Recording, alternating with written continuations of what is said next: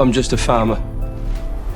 ধরেন আপনি একজন কৃষক, এখন আপনার যে ল্যান্ড আছে মানে জমি আছে সেইখানে খরার কারণে হচ্ছে ফসল জন্মায় না এবং বেশিরভাগ মানুষই আপনার সাথে কৃষক, এবং আপনি দেখলেন যে সরকার তো আপনার জন্য কোনো কিছু বরাদ্দ রাখতেছেই না, না সার দিচ্ছে না কোনো ফ্যাসিলিটি দিচ্ছে, উল্টো সরকার বলতেছে ট্যাক্স বাড়ায় দাও, ট্যাক্স বাড়ায় দাও।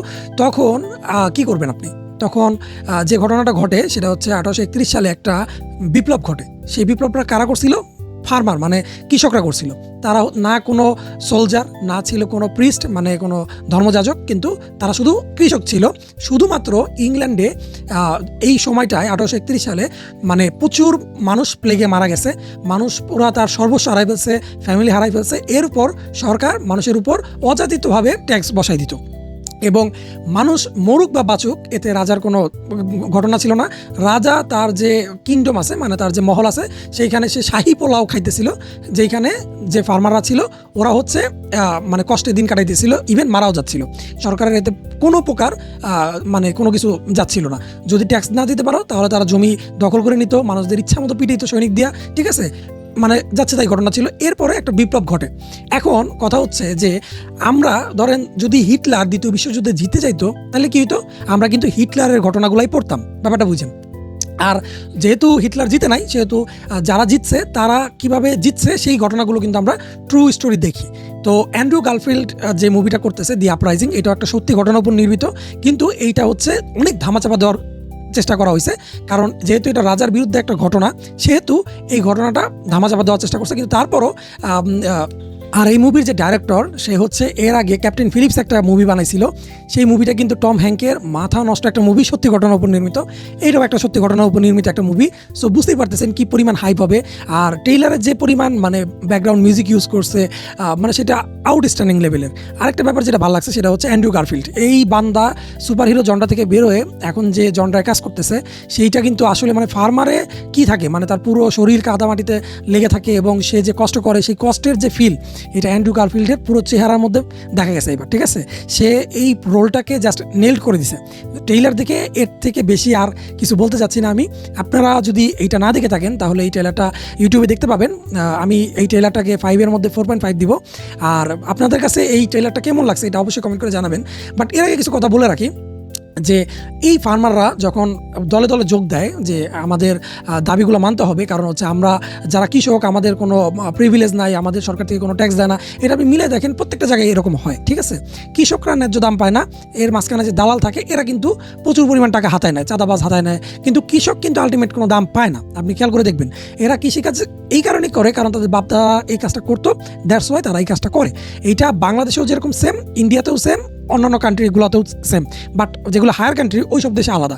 যেমন জাপানের কথা যদি চিন্তা করেন, জাপান তাদের ফার্মারদের টিকিয়ে রাখার জন্য উল্টো ওদেরকে ট্যাক্স দেয়, মানে টাকা দেয় যে বাবা তোমরা ফার্মিং করো। কারণ হচ্ছে জাপান হচ্ছে একটা এমন একটা কান্ট্রি যে কান্ট্রিটাকে যে কোনো দেশ যে কোনো টাইম চাইলেই দখল করে নিতে পারবে বা বিচ্ছিন্ন করে দিতে পারবে, ঠিক আছে। তো তখন যদি দেশের ফার্মাররা হাতে লাঙল না নেয় তাহলে তারা কী খাবে?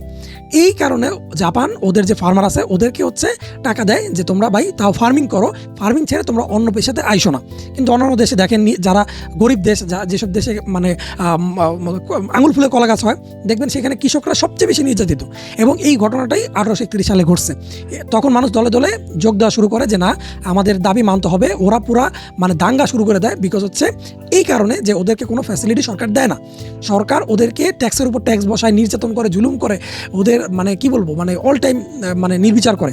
কারণ হচ্ছে যাদের কারণে আমরা আজকে খেতে পারতেছি তাদেরকে যদি টাকা দিতে হয় সরকারকে, তাহলে তো এটা আসলেই মানে কি বলবো অতিরিক্ত খারাপ হয়ে যায়। কারণ দেখেন একজন ফার্মার যারা আছে, আমাদের দেশের কথা চিন্তা করে দেখেন, যারা আগে ফার্মিং করতো বা যারা আগে কৃষিকাজ করতো অনেকে দেখবেন এখন অটোরিকশা চালায়। কারণ হচ্ছে আমাদের দেশে মানে ফার্মিং বা কৃষককে গালি হিসাবে ইউজ করে বড় লোকরা, ঠিক আছে। কিন্তু তারাই কিন্তু তাদের জন্য খাবার তৈরি করে, চাল ডাল ভুট্টা বা যাই খান আপনি, সেগুলো কিন্তু ফার্মাররাই সারাদিন রোদে পুড়ে বৃষ্টিতে ভিজে তৈরি করে। ইভেন বাংলাদেশে যে পরিমাণ বজ্রপাতে কৃষক নিহত হয় এইটা মনে হয় না পৃথিবীর ইতিহাসে আর আছে।